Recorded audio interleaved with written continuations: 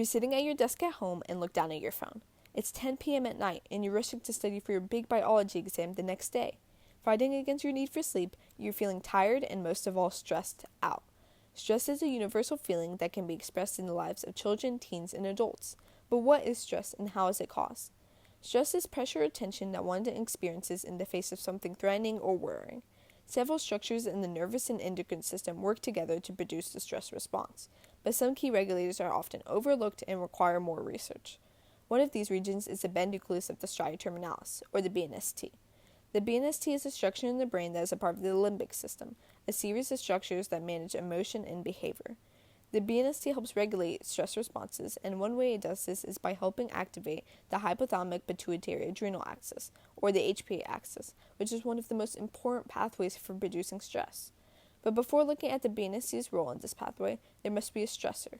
A stressor could be anything in one's environment that causes stress. The sensory information of a stressor is sent to our brain to be processed by the amygdala, which confirms whether this is stressful. If it is, the amygdala sends signals to several brain regions, including the BNST.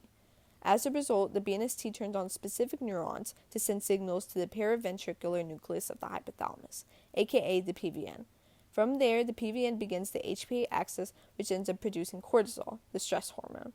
Once cortisol is released in the bloodstream, it helps trigger physiological responses such as dilated pupils, increased breathing, and a heart rate, which are indicators of stress.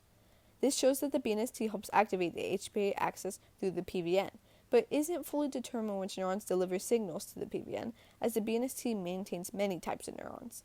To find which neurons project, we can use a process called immunohistochemistry, or IHC. IHC uses antibodies that are tagged with a fluorescent dye. The antibodies are added to brain regions where they'll bind to specific proteins inside of neurons to make them fluoresce. So, if BNST neurons turn on because of stress, they will glow a bright color because of IHC. Depending on which neurons glow, we could get a good idea on which neuronal types are sending signals to the PVN to activate stress.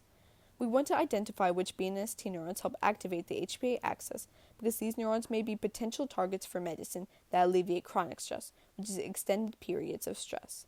Chronic stress has many harmful effects because it may induce psychiatric diseases or drug-seeking behaviors that lead to addiction.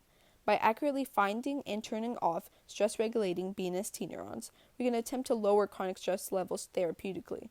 This is why the BNST is a significant brain region that should be studied more, so that when you do your own late-night studying, you understand the processes behind stress.